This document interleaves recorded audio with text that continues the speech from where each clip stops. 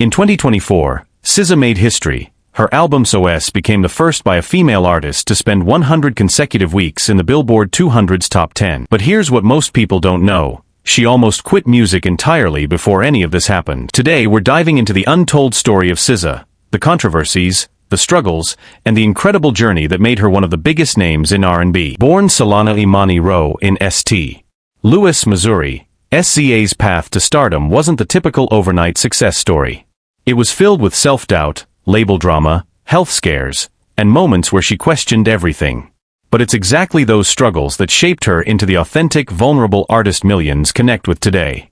This is the real story of how SZA went from an insecure newcomer to a Grammy-winning icon who changed R&B forever. SZA's music journey started quietly in 2011. While studying at Delaware State University, she began experimenting with music production, creating beats and writing lyrics in her dorm room.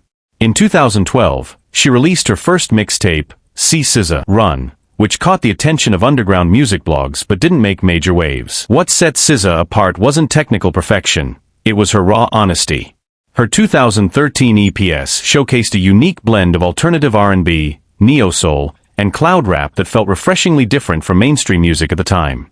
The project explored themes of self-discovery and vulnerability in ways that resonated with listeners tired of overly polished pop music. That same year came her breakthrough moment. Top Dog Entertainment, the powerhouse label behind Kendrick Lamar and Schoolboy Q, signed her as their first female artist. This was huge. TD was known for their selective roster and artistic credibility. But this signing would later become the source of one of her biggest controversies. Despite the major label backing, SZA struggled with imposter syndrome. In interviews, she's admitted to feeling like she didn't belong, questioning whether she was talented enough to be on the same label as Kendrick Lamar. These insecurities would fuel her music, but also create significant personal struggles. After years of anticipation and delays, SZA released Control in June 2017, and it changed everything. The album was a masterclass in vulnerability, exploring heartbreak, complicated relationships, self-image issues, and sexuality with brutal honesty.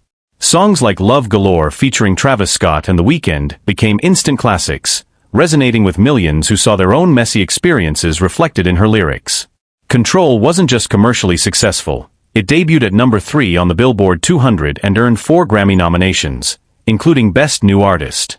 Critics praised it as one of the decade's best R&B albums. What made it special was SZA's willingness to be imperfect, to show the contradictions in her feelings, to admit she didn't have all the answers. But here's where the first major controversy emerged. SZA revealed that Control wasn't actually finished when it was released. She claimed TD executive Terrence "Punch" Henderson took the album from her computer and released it without her final approval. While the label denied these claims, it sparked conversations about artistic control and the pressure artists face from their labels. And that label drama? It was just the beginning of SZA's struggles with the music industry. Following Control's success, fans eagerly awaited new music, but years passed with minimal releases, and SZA became increasingly vocal about her frustrations with TD. She tweeted about feeling held back, about creative differences, and about the pressure to deliver a follow-up that lived up to expectations. The tension between her and the label became public, with fans taking sides and demanding TD free SZA. But the controversies weren't just about business. In 2018, SZA was forced to cancel tour dates due to swollen vocal cords, a terrifying moment for any singer. She opened up about the anxiety and perfectionism that contributed to her health issues, revealing the toll that fame and pressure were taking on her mental and physical well-being. SZA also faced criticism for being too honest about her insecurities. Some argued she was perpetuating negative stereotypes about women in relationships. Others accused her of oversharing. But for every critic, there were thousands of fans who appreciated her authenticity in an industry that often demands perfection and polish. The wait for new music became agonizing. 5 years passed between Control and her next album. SZA admitted she considered quitting music entirely during this period, feeling overwhelmed by expectations and industry politics.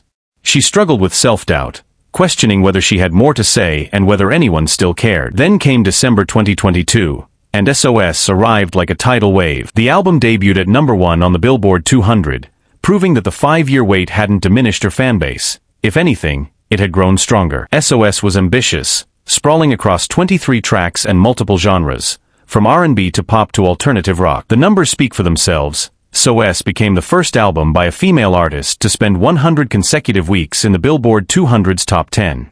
It earned SZA multiple Grammy wins, including Best Progressive R&B Album and Best R&B Song for Snooze. She collaborated with the biggest names in music, Kendrick Lamar on All the Stars, Drake, Doja Cat, and more.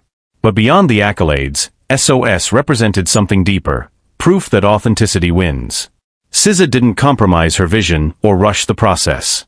She fought through label tensions, health issues, and personal struggles to create art on her own terms. The album's themes, heartbreak, empowerment, vulnerability, growth, resonated because they came from a real place. SZA's story isn't just about musical success. It's about the courage to be imperfect in a world demanding perfection. From an insecure artist questioning her place in the industry to a Grammy-winning icon who changed R&B, her journey proves that struggles don't disqualify you from greatness.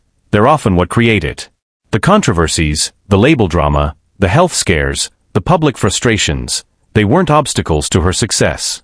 They were part of the authentic story that millions connect with. SZA showed us that vulnerability isn't weakness. It's the foundation of art that truly matters.